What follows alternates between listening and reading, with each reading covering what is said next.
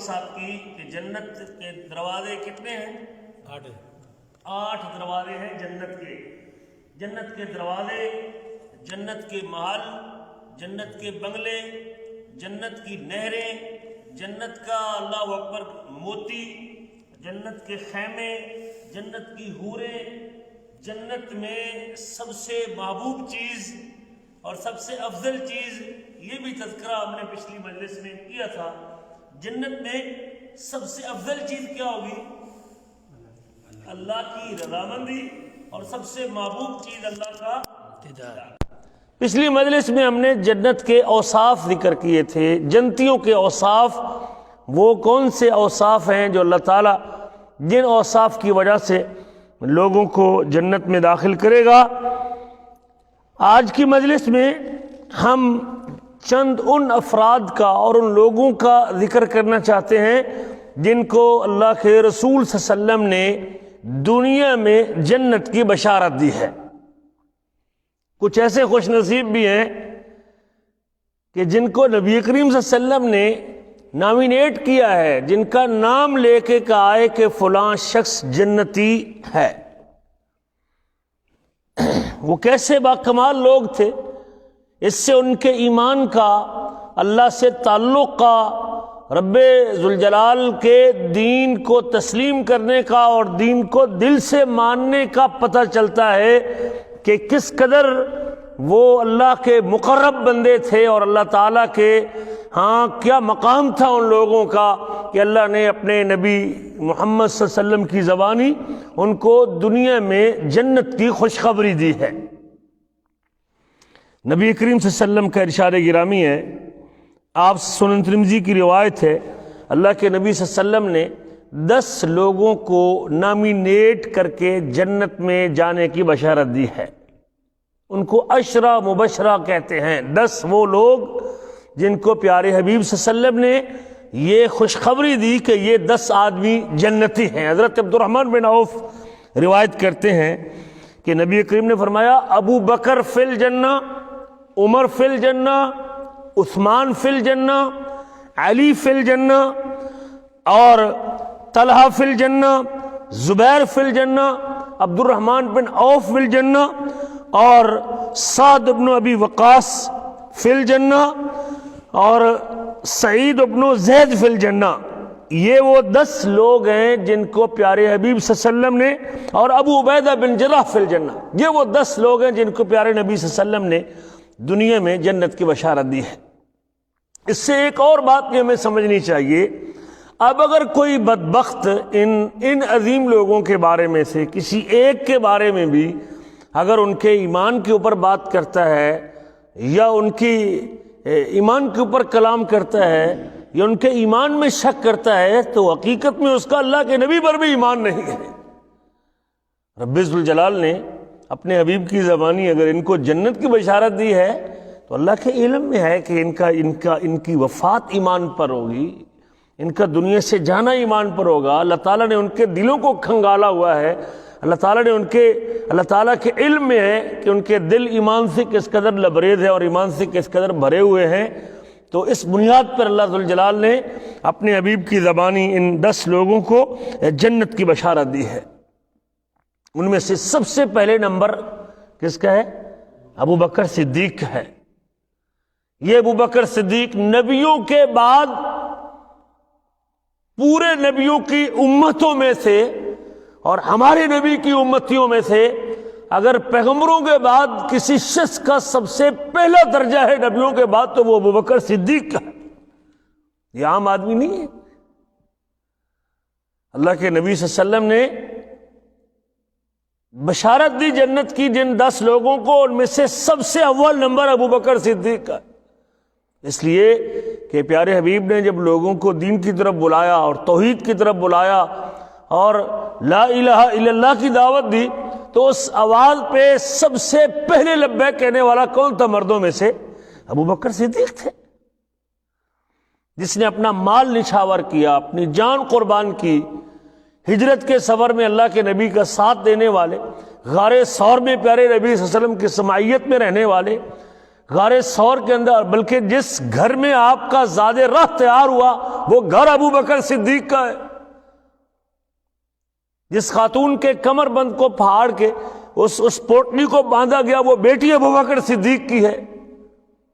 نبی کریم نے اپنے ہمراہی کے لیے جس بندے کا انتخاب کیا وہ ابو بکر صدیق ہے. غار ثور میں جس شخص کی بکریوں کا دودھ نبی کریم پیتے رہے وہ ابو بکر صدیق ہے. جس کے گھر میں وہ اونٹنی تیار ہوئی جو سفر کے لیے آپ ساتھ لے کے چلے تھے وہ ابو بکر صدیق کی ہے. جو غلام بکری لے کے جاتا رہا اور آپ کو حالات کی خبر دیتا رہا وہ ابو بکر صدیق کا بیٹا. یہ وہ کمال آدمی ہجرت کے سفر میں، اس پر خطر سفر میں جس نے اللہ کے نبی کا ساتھ دیا، اور کبھی آپ کے آگے چلتے، کبھی پیچھے چلتے، اور کبھی دائیں چلتے اور کبھی بائیں چلتے. آپ نے پوچھا ابو بکر کیوں سائڈیں کو تبدیل کرتا ہے؟ فرماتا ہے جب میرے دل میں آتا ہے کہ پیچھے سے کوئی حملہ ہو جائے گا تو میں پیچھے ہو جاتا ہوں. جب دل میں آتا ہے آگے کوئی غات لگا کے نہ بیٹھا ہو تو میں آگے ہو جاتا ہوں. جب مجھے دائیں اور بائیں کا خوف لگتا ہے تو میں آپ کے دائیں اور بائیں آتا ہوں. مجھے جب میرے ذہن میں آتا ہے اور میری چھٹی حص کہتی ہے کہ ادھر سے کوئی آ سکتا ہے تو میں اپنی سائیڈ وہ چینج کرتا ہوں تاکہ اپنے آپ کا دفاع کر سکوں. آپ نے فرمایا ابو بکر فی الجنہ، اور اللہ کے رسول صلی اللہ علیہ وسلم کے رشتے میں سسر بھی لگتے ہیں. آپ کی بیٹی حضرت ابو بکر صدیق کی بیٹی عائشہ صدیقہ نبی کریم کی زوجہ محترمہ، ام المومنین کے باپ بھی ہیں. عمر فی الجنہ، جس شخص کو نبی کریم نے دعائیں مانگ کے لیا تھا اللہم اعز الاسلام بعمر بن الخطاب اور بعمر بن ہشام، اللہ اسلام کو عزت دے دے، یا عمر بن خطاب کو دائرہ اسلام میں داخل کر دے، یا عمر بن ہشام کو مسلمان کر دے. جس کے بارے میں آپ نے فرمایا تھا لو کان بعدی نبی لکان عمر، میرے بعد کوئی نبی ہوتا تو عمر ہوتا. جس کی موافقت میں اللہ نے قرآن نازل کیا ہے، زمین پر عمر کی رائے ہوتی تھی، اللہ آسمان پہ قرآن بنا کے نازل کر دیتا تھا. آپ نے فرمایا عمر فی الجنہ، ابو بکر فی الجنہ، عمر فی الجنہ اور عثمان فی الجنہ. تیسرے نمبر پہ آپ کے دوہرے داماد ابو بکر صدیق، حضرت عمر فاروق کی بیٹی کا بھی نکاح نبی کریم سے ہوا، حضرت حفصہ رضی اللہ تعالیٰ عنہ، عمر بن خطاب کی بیٹی ہے، نبی کریم کے رشتے میں سسر لگتے. عثمان فی الجنہ، جس کے ساتھ اب پیارے حبیب نے اپنی دو بیٹیوں کا یکے بعد دیگرے نکاح کیا ہے، جن کو ذوالنورین کہتے ہیں. عثمان بن عفان، جن کی دولت، جن کا مال، وہ سب اللہ کے راستے میں قربان ہوا. جن کو ایک مرتبہ اللہ کے نبی نے کہا تھا کہ عثمان آج کے بعد تو کوئی عمل بھی نہ کرے تو تجھے کوئی نقصان نہیں ہے، تو جنت میں جائے گا. یہ تیسرا شخص ہے. اور چوتھا علی فی الجنہ، جو آپ کا داماد بھی ہے، فاطمہ الزہرا کے خاوند بھی ہے، حسن و حسین کے باپ بھی ہے، آپ کے چچیرے بھائی بھی ہیں، اور یہ چاروں نبی کریم کے بعد آپ کے مصلی کے وارث بھی ہیں. آپ کے دنیا سے جانے کے بعد رسول کریم نے جس شخص کو اپنے مصلی پہ کھڑا کیا اور جس شخص کو اپنے مصلی کا وارث بنایا اور جس شخص کو اپنی مسند خلافت میں بٹھایا، آپ کے جانے کے بعد جس کو آپ کے مسند خلافت پہ صحابہ نے چنا جس بندے کو، وہ ابو بکر صدیق. اپنی زندگی میں حبیب کبریا نے اپنے مصلی پہ جس کو کھڑا کیا، یہ اس بات کی طرف اشارہ تھا کہ میرے بعد میری اس مسند کے اوپر میری خلافت کے کوئی اہل ہے تو وہ ابو بکر صدیق. ابو بکر فی الجنہ، عمر فی الجنہ، عثمان فی الجنہ اور علی فی الجنہ، طلحہ فی الجنہ اور زبیر فی الجنہ. یہ طلحہ بن عبید اللہ ہے، صحابی رسول ہے. زبیر ابن عوام ہے، نبی کریم صلی اللہ علیہ وسلم کے پھوپھی داد بھائی ہے. زبیر فی الجنہ. عبد الرحمن بن عوف فی الجنہ، یہ آپ کے ساتھی ہیں، آپ کے صحابی ہیں. السابقون الاولون میں سے ہیں وہ لوگ جو سب سے پہلے نبی کریم کے ہاتھ پہ ہاتھ رکھ کے مسلمان ہوئے تھے، جن ایام میں ساری دنیا مخالف تھی، پورا مکہ مخالف تھا، خاندان کے لوگ مخالفت کرتے تھے، قبیلہ قریش کے لوگ اور آپ کے سگے چچا آپ کی دعوت کو قبول کرنے کو تیار نہیں تھے، تب یہ لوگ آپ کے ہاتھ کے اوپر ہاتھ رکھ کے اسلام قبول کرنے والے تھے۔ فرمایا عبد الرحمن بن عوف فی الجنہ، سعد بن ابی وقاص فی الجنہ۔ سعد بن ابی وقاص بڑا عظیم آدمی تھا رضی اللہ تعالیٰ عنہ، جب مسلمان ہوئے بڑے امیر کبیر آدمی تھے۔ ماں نے کہا کہ سعد جب تک کوئی اس نئے اسلام کو چھوڑ کے واپس نہیں پلٹے گا میں کھانا پینا چھوڑ دوں گی، بھوکی پیاسی مر جاؤں گی، کل لوگ تجھے آر دلائیں گے کہ یہ وہ سعد ہے جس نے ماں کو مروا دیا تھا، دین کو نہیں چھوڑا۔ کیا کہا تھا سعد نے؟ فرمایا اماں تو مجھے ایک جان کی دھمکی دیتی، اگر تیری 100 جانیں بھی ہوں میں ایک ایک کر کے تیرے جسم سے نکلتا تو برداشت کر سکتا ہوں، لیکن محمد کریم صلی اللہ علیہ وسلم کے دین کو نہیں چھوڑ سکتا۔ ان کو اللہ کے نبی نے ایسے نہیں جنت کی بشارت دے دی، ان کی قربانیاں ہیں، ان کی خدمات ہیں، اسلام کے ساتھ ان کی وابستگی کا صلہ ہے، اسلام ان کے دل میں رچا بسا ہوا تھا، اسلام کے لیے سب کچھ قربان کرنے کے لیے تیار تھے، اسلام کے لیے سب کچھ لٹایا تھا، مکہ کی زندگی کو چھوڑا تھا، مکہ میں سرداری تھی، چودراہٹ تھی، بڑے خاندان کے لوگ تھے، سیاسی بیک گراؤنڈ تھا، ان کا مال تھا، دولت تھا، سب کچھ چھوڑ دیا۔ اللہ اکبر! کس لیے کہ اس کائنات میں عبادت کے لائق کس کی ذات ہے؟ اللہ کی ذات ہے۔ حبیب کبریا کی دعوت پہ لبیک کہا، پیارے حبیب کی دعوت کو کے سامنے سر تسلیم خم کیا، آپ صلی اللہ علیہ وسلم کی دعوت کو سینے سے لگا لیا، اور پھر پیارے نبی نے ان کو یہ پروٹوکول دیا اور ان کو جنت کی بشارت دی۔ سعید بن زید فی الجنہ اور ابو عبیدہ بن جراح فی الجنہ۔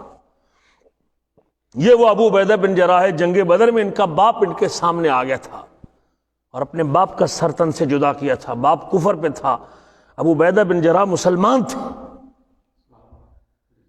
امین امت۔ آپ نے فرمایا میری امت کا کوئی امین ہے تو ابو عبیدہ بن جراح ہے۔ آپ ان لوگوں کی سیرتیں تو پڑھیں، ذرا ان کی زندگیوں کا مطالعہ تو کریں، کن مراحل سے گزرے ہیں یہ۔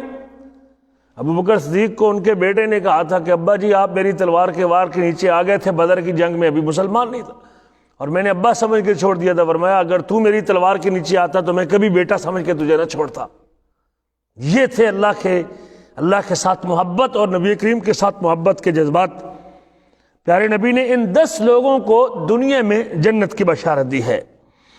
پیارے رسول صلی اللہ علیہ وسلم نے حضرت خدیجۃ الکبریٰ جو آپ کی پہلی بیوی ہیں، جن کا مال اور جن کی دولت کے چرچے مکہ میں تھے، جس نے اپنا سب کچھ نبی کریم کے قدموں میں نشاور کر دیا تھا، آپ نے فرمایا ہے، اللہ کے رسول فرماتے ہیں، آپ نے بشارت دی، بشر رسول اللہ صلی اللہ علیہ وسلم خدیجہ رضی اللہ عنہا ببیت فی الجنہ، آپ نے جن لوگوں کو دنیا میں جنت کی یا جنت میں گھر کی خوشخبری دی، ان میں سے ایک نام خدیجۃ الکبریٰ کا بھی ہے۔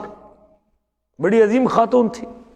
جب پہلی وحی اتری اور پہلی وحی آنے کے بعد اللہ کے رسول گھبرائے اور پریشان ہوئے کہ میرے ساتھ کیا ہو گیا، تو حضرت خدیجۃ الکبریٰ تھی، عورتوں میں سے سب سے پہلے نمبر پہ آپ کی دعوت پہ لبیک کہنے والی حضرت خدیجۃ الکبریٰ تھی۔ بچوں میں سے سب سے پہلے نمبر پہ آپ کے پیغام کو قبول کرنے والے علی بن ابی طالب تھے۔ کیا فرمایا حضرت خدیجہ نے اس وقت نبی کریم کو؟ کلا واللہ لا یخزیک اللہ ابدا، مجھے قسم ہے اللہ کی، کلا ہرگز نہیں ایسے ہو سکتا، مجھے قسم ہے اللہ ذوالجلال کی۔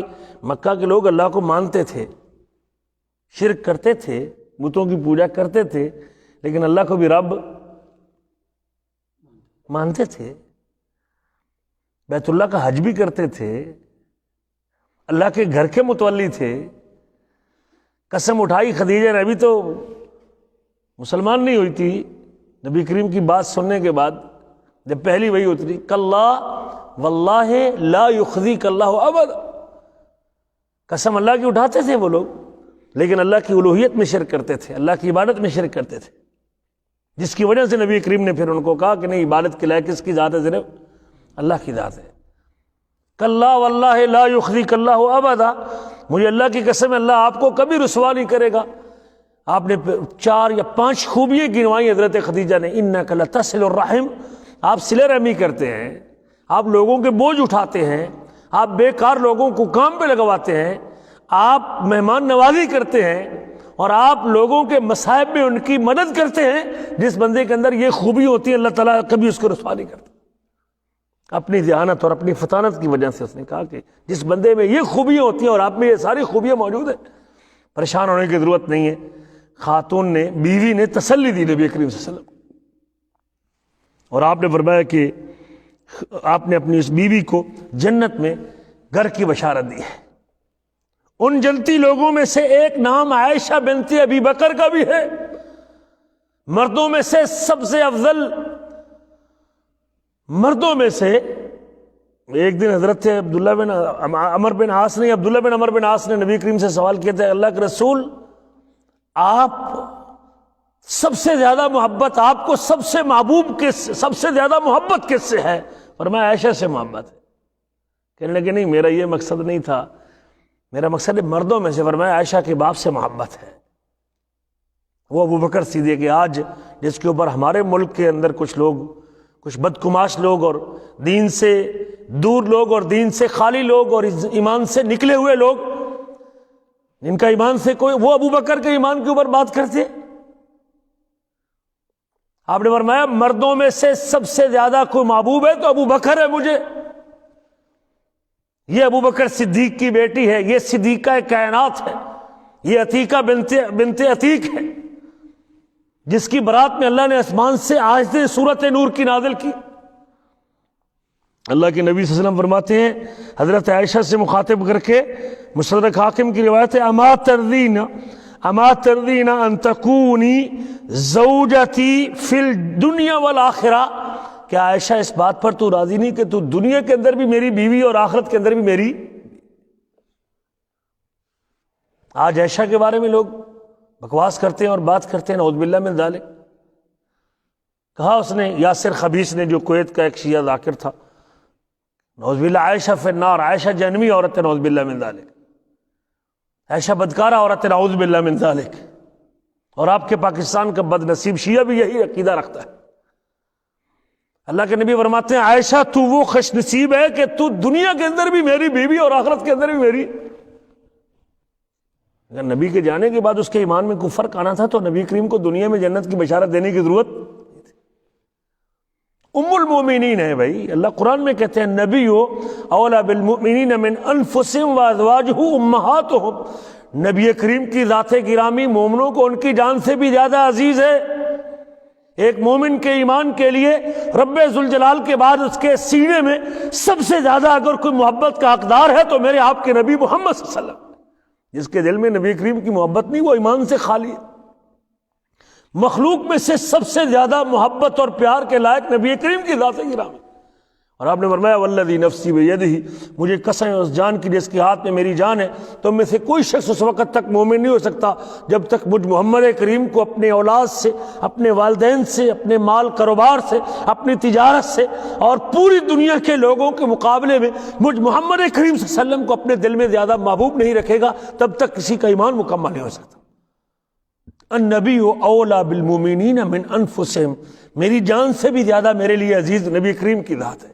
ایک طرف میری جان جاتی ہو، ایک طرف نبی کریم کی ذات کا مسئلہ ہو، آپ کی بات کا مسئلہ ہو، آپ کی سنت کا مسئلہ ہو، آپ کے دین کا دفاع کا مسئلہ ہو، میرے لیے سعادت کی بات ہے کہ آپ کی ذات اور بات کے دفاع میں میری جان چلی جائے، یہ سعادت کی بات ہے۔ النبی اولا بالمؤمنین من انفسہم وازواجہ امہاتہم، اور اس کی بیویاں اور ان کی بیویاں، نبی کریم کی بیویاں مومنوں کی مائیں ہیں۔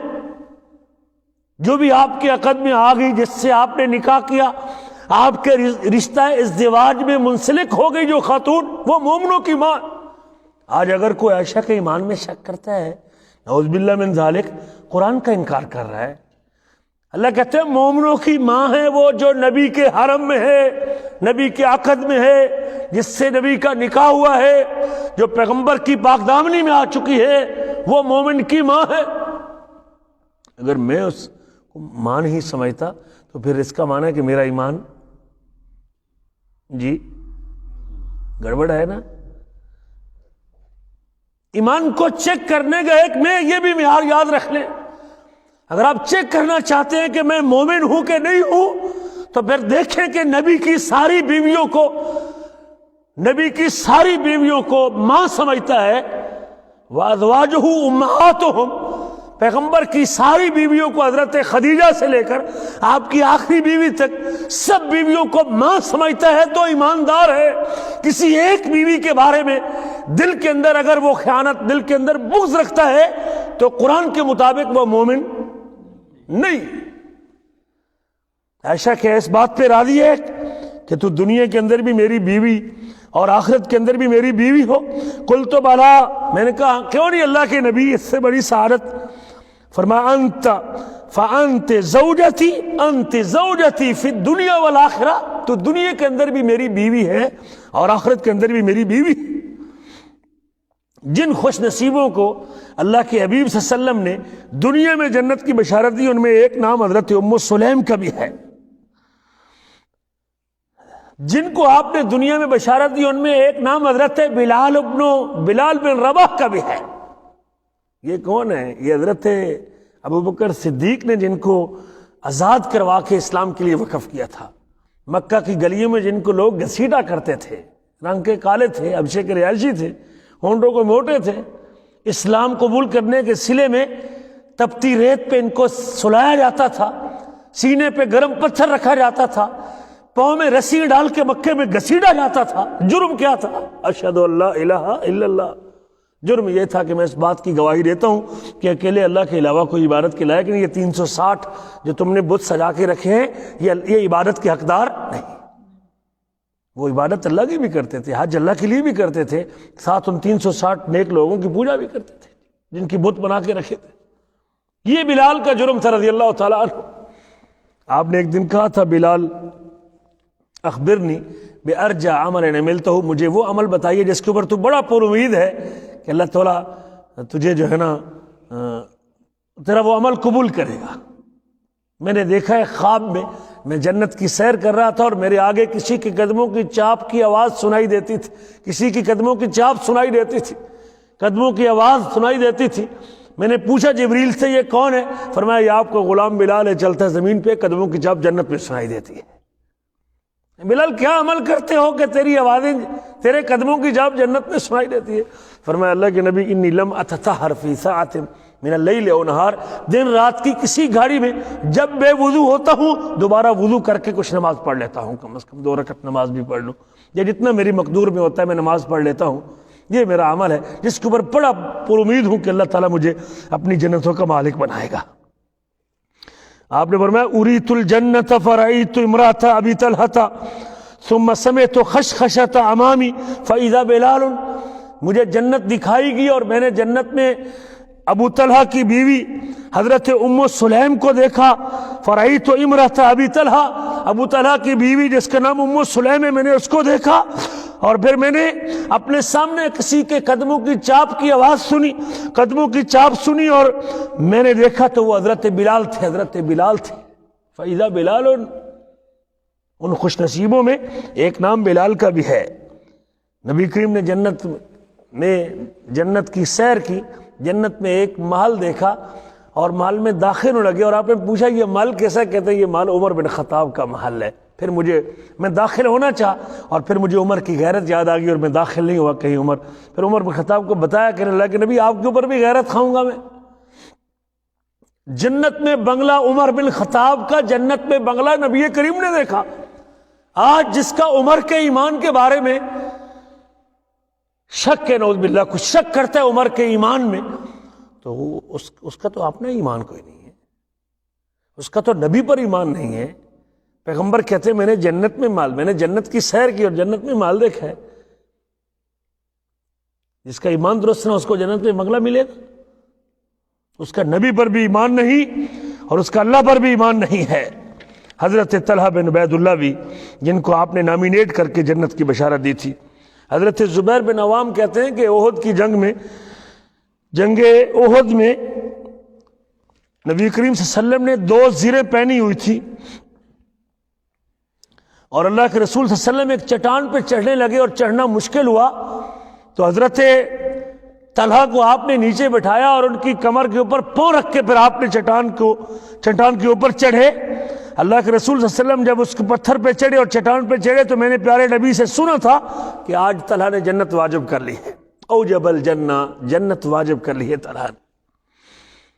ان میں سے ایک نام حضرت سعد بن معاذ کا بھی ہے۔ سعد بن معاذ بھی ان لوگوں میں سے جن کو اللہ کے نبی صلی اللہ علیہ وسلم نے جنت کی بشارت دی ہے۔ ان میں سے جو بدر میں شریک ہوئے اور درخت کے نیچے بیعت کرنے والے لوگ، بدر کی جنگ میں 313 کے قریب لوگ شریک ہیں، اور پھر 6 ہجری میں حدیبیہ کے مقام پہ عثمان بن عفان کے خون کا بدلہ لینے کے لیے جنہوں نے موت کے اوپر بیعت کی تھی کہ ہم اپنے ایک مسلمان بھائی کا بدلہ لے کے جائیں گے، وہ بھی لوگ جنتی لوگ ہیں۔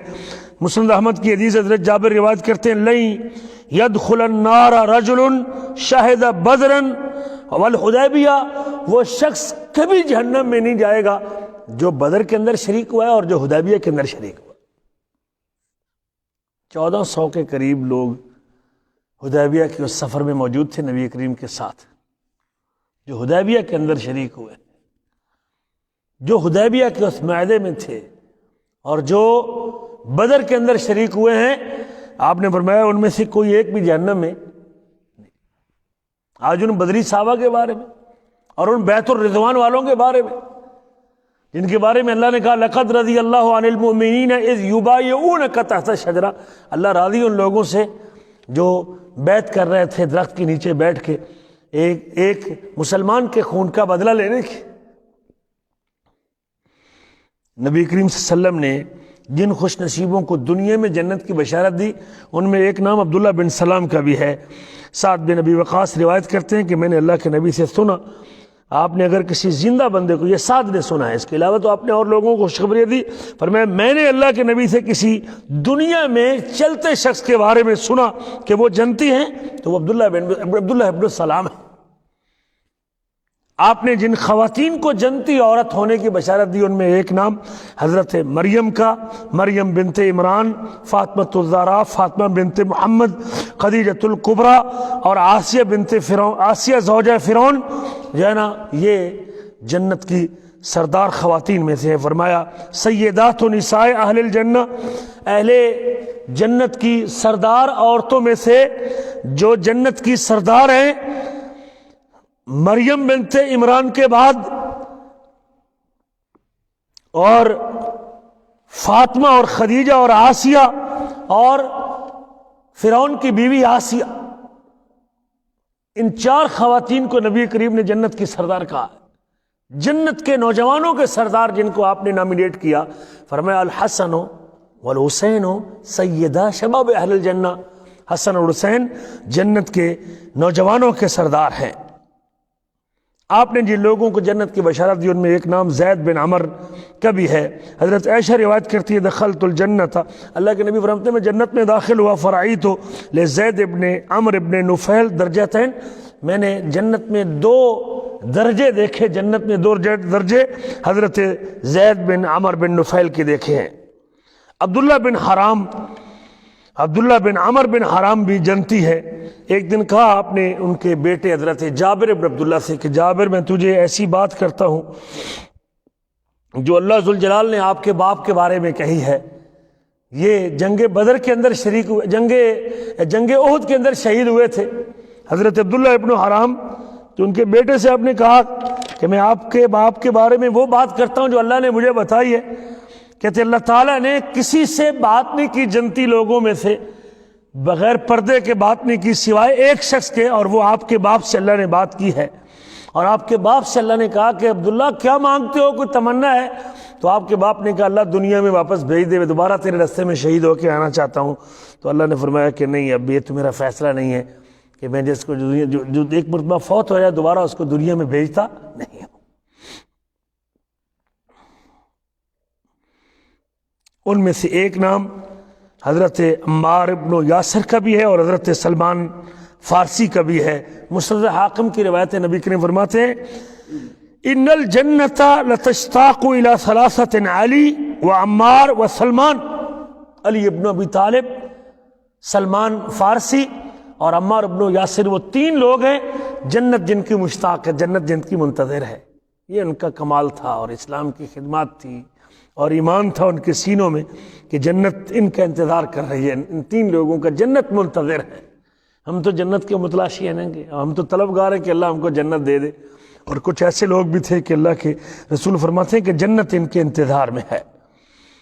حضرت جعفر بن ابی طالب حضرت علی کے بھائی ہے، نبی کریم کے چچیرے بھائی ہیں، اور حمزہ رضی اللہ تعالیٰ عنہ بھی جنت میں ہے۔ اور یہ روایت طبرانی میں، اللہ کے نبی فرماتے ہیں میں نے جنت میں جب داخل ہوا، جنت میں کل رات داخل ہوا، خواب کا واقعہ ہے، فنظرت فیہا فاذا جعفر یطیر مع الملائکۃ، میں نے دیکھا کہ جعفر رضی اللہ تعالیٰ عنہ ملائکہ کے ساتھ اڑ رہے ہیں، فرشتوں کے ساتھ اڑ رہے ہیں جنت میں۔ اور میں نے دیکھا حمزہ رضی اللہ تعالیٰ عنہ کو، جو سید الشہداء ہیں، جنگ بدر میں شریک ہوئے ہیں، نبی کریم کے چچا ہیں۔ فرمایا کہ میں نے دیکھا کہ وہ اپنے پلنگ کے اوپر ٹیک لگا کے جنت کے اندر بیٹھے ہوئے۔ آپ نے ان کو، زید بن مسنہ کو بھی آپ نے فرمایا میں نے جنت میں دیکھا ہے۔ مجھے ایک جنت کی ایک خاتون نے میرا استقبال کیا جنت میں، تو میں نے اس سے کہا کہ تو کس کی لونڈی ہے؟ تو کہنے لگی کہ میں زید بن حارثہ کی لونڈی ہوں۔ زید بن حارثہ یہ بھی وہ عظیم آدمی ہے، نبی کریم کی وہ غلام جو آپ کے ساتھ زندگی گزاری، جن کا نکاح آپ نے اپنی پھوپھی زاد بہن سے کروایا تھا۔ یہ زید بن حارثہ کو بھی آپ نے جنت کی بشارت دی ہے۔ حضرت غمیثہ بنت ملحان، آپ نے فرمایا کہ میں نے اپنے سامنے کسی کے قدموں کی چاپ سنی، تو میں نے کہا یہ کس کی چاپ ہے؟ فرمایا یہ غمیثہ بنت ملحان ہے، یہ بھی آپ کی صحابیہ تھی۔ حارثہ بن نعمان بھی جنتی ہے، ان لوگوں میں شامل ہے۔ فرمایا میں جنت میں داخل ہوا تو میں نے جنت میں قرآن کی قرات کی آواز سنی، تو میں نے پوچھا کہ یہ کون آدمی ہے؟ فرمایا یہ حارثہ بن نعمان ہے۔ تو فرمایا کذالک البر، یہ اپنی ماں کے بڑے فرما بردار تھے، ماں کے بڑے فرما بردار تھے۔ جنت میں قرآن کی آواز سنی ان کے پڑھنے کی، اور وہ حارثہ بن نعمان ہے۔ جو لوگ ہجرت کر کے آئے ہیں وہ لوگ بھی جنت میں جانے والے ہیں۔ جو لوگ مکہ سے اپنا گھر بار چھوڑ کے سارے جو مدینہ پہنچے ہیں وہ جنتی لوگ ہیں، سارے کے سارے جنتی لوگ ہیں، مہاجرین سارے کے سارے جنتی۔ حدیث میں آتا ہے کہ سب سے پہلا گروہ جو جنت میں جائے گا، فرمایا اتعلم اول زمرۃ، کیا جانتے ہو کہ پہلی جماعت، عبداللہ بن عمر سے آپ نے کہا پہلی جماعت جو جنت میں جائے گی میری امت میں سے، میں نے کہا اللہ کے رسول بہتر جانتے ہیں، اللہ بہتر جانتا ہے۔ فرمایا المہاجرون یأتون یوم القیامۃ الی باب الجنہ، یہ ہجرت کرنے والے قیامت کے دن جنت کے دروازے پہ آئیں گے، اور پھر جنت کے دروازے کے کھلنے کا مطالبہ کریں گے کہ اللہ جنت کا دروازہ کھول دے، تو پھر جنت کا دربار ان سے کہے گا کیا تمہارا حساب ہو چکا ہے؟ کیا تمہارا حساب ہو چکا ہے؟ تو آگے سے کہیں گے حساب کس چیز کا؟ ہماری تو تلواریں اسلام کے دفاع کے اندر کھلی ہوئی تھی، ہم تو اسلام کے دفاع میں، اللہ کے رستے میں، جہاد فی سبیل اللہ میں ہم اپنا آپ سب کچھ قربان کر کے اپنی جانیں قربان کرنے کے لیے تیار تھے، اور اسی کے اوپر ہمیں موت آئی ہے۔ تو فرمایا جنت کا دروازہ کھول دیا جائے گا، اور وہ لوگوں سے 40 سال پہلے جنت میں داخل ہو جائیں گے۔ مہاجرین کو یہ ایڈوانٹیج حاصل ہے کہ وہ جنتی ہے۔ ابن دہداوی ان لوگوں میں شامل ہے جن کو اللہ کے نبی نے جنت کی بشارت دی ہے۔ جابر بن سمرہ اسے روایت کرتے ہیں کہ نبی کریم صلی اللہ علیہ وسلم نے حضرت ابن دہدا کا جنازہ پڑھا، اللہ اکبر کبیرہ، تو جنازہ پڑھنے کے بعد آپ نے فرمایا کم من عزق معلق مدلہ فی الجنت، ابن دہدا کتنے جنت کے کھجوروں کے لدے ہوئے اور بھرے ہوئے درخت ابن دہدا کے جنت میں دیکھ رہا ہوں۔ یہ وہ آدمی ہے جس نے ایک پورا باغ، اللہ کے رسول صلی اللہ علیہ وسلم، لمبا واقعہ ہے اس کی تفصیل میں نہیں جانا چاہتا، ایک آدمی کا جھگڑا تھا اپنے پڑوسی سے کھجور کے معاملے میں، اور وہ کھجور جو ہے اس آدمی کی تھی، اور وہ کھجور پڑوسی یتیم بچے کے گھر میں، وہ ٹیڑھی کھجور تھی، اس کی دیوار سیدھی نہیں ہوتی تھی، اور وہ ادھر اس کا پھل ادھر گرتا تھا، ہر وقت لڑائی رہتی تھی۔ تو اللہ کے نبی نے جھگڑا ختم کرنے کے لیے کہا کہ آپ ایسے کریں، کھجور دے دیں اس بچے کو، لیکن وہ کھجور دینے کے لیے تیار نہیں تھا۔ تو آپ نے فرمایا کون آدمی اس کی کھجور لے کے وقف کرے گا اللہ کے راستے میں، اس یتیم بچے کو دے دے گا۔ تو اس سے بات کی حضرت ابو دہدا نے، تو کیا دیکھتے ہیں کہ وہ اس نے کہا 1 کھجور لے لے، 2 کھجور لے لے، 10 کھجور لے لے، 100 کھجور لے لے۔ تو اس نے ایک پورا باغ جس میں 600 کھجور تھی غالب، تو وہ پورا باغ لے لے. اس نے کہا فلاں باغ جو فلاں جگہ پہ ہے اس کی بات کرتا ہے؟ کہتے ہیں ہاں. کہتے ہیں وہ پورا باغ لے لے اور کھجور دے دے. تو اس نے وہ پورا باغ ایک کھجور کے بدلے میں دے دیا تھا. آپ نے فرمایا جو آدمی اس کھجور کو لے کے وقف کرے گا میں اس کو جنت میں کھجور کا وعدہ کرتا ہوں. تو ابو دہدہ نے وہ جنت کی کھجور کی خاطر جو ہے نا وہ باغ دے دیا. اور پھر جب گئے اپنے باغ میں تو اپنے بیوی بچوں سے کہا کہ باہر نکلا اور میں نے جنت کے باغ کے بدلے سودا کر لیا ہے.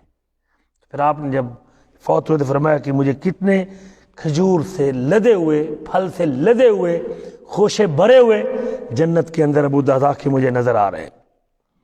حضرت حفصہ رضی اللہ تعالیٰ عنہ کو بھی نبی کریم صلی اللہ علیہ وسلم نے جنت کی بشارت دی ہے. فرمایا اللہ کے نبی نے کہ جبریل علیہ السلام جو ہے تو نے مجھے کہا تھا، حضرت جبریل نے مجھ سے کہا تھا کہ حفصہ جو ہے کہ یہ روزے دار خاتون ہے اور رات کو قیام کرنے والی ہے. وَإِنَّهَا زَوْجَتُكَ فِي الْجَنَّةِ، اور یہ جنت کے اندر بھی آپ کی بیوی ہے. یہ عمر بن خطاب کی بیٹی حفصہ رضی اللہ تعالیٰ عنہ.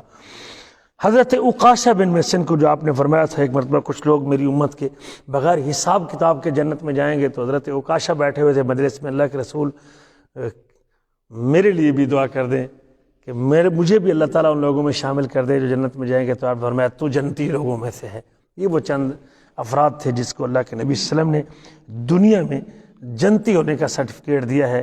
تو یہ اس سے آپ ان لوگوں کے ایمان کا اندازہ لگا سکتے ہیں. اور آپ میں بھی اگر یقیناً اس قسم کے اعمال کرتے ہیں جو جنت کے قریب کرنے والے ہیں اور جنت میں لے جانے والے ہیں، جس کے اوپر اللہ کے نبی صلی اللہ علیہ وسلم نے جنت کی بشارت دی ہے، تو اللہ تعالیٰ ہمیں بھی یہ نعمت عطا کرنے والے ہیں اور ہمیں دینے والے ہیں. اللہ ہمیں توفیق دے کہ اللہ ہم وہ اعمال کریں جس کی وجہ سے اللہ ہم کو جنت میں یہ مقام عطا کرنے والے ہیں. اللہ یہ زندگی امانت ہے ہمارے پاس، اس میں ہم اس قدر زیادہ اللہ کی اطاعت اور فرمانبرداری میں گزاریں گے، اللہ کے رسول صلی اللہ علیہ وسلم کی سنتوں کو زندہ کریں گے، پیارے نبی کے دین کو اپنائیں گے، تو یقیناً اللہ تعالیٰ نے وَأُزْلِفَتِ الْجَنَّةُ لِلْمُتَّقِينَ، اللہ نے وعدہ کیا متقی لوگوں کے لیے جنت قریب کر دی جائے گی. ان المتقین فی جنات و نہار، متقی لوگ وہ باغات میں ہوں گے اور نہروں میں ہوں گے. آج اگر ہمارے اندر بھی ایسی صفات پیدا ہوتی ہیں جس سے اللہ کا ڈر اور اللہ کا خوف بندے میں آتا ہے، تو یقیناً ان کے لیے بھی جنت کے وعدے ہیں. اللہ تعالیٰ ہمیں سمجھنے کے بعد عمل کرنے کی توفیق دے، اور ہم دعا کرتے ہیں کہ اللہ تعالیٰ ہمیں بھی ان جنتی لوگوں میں شامل کرے.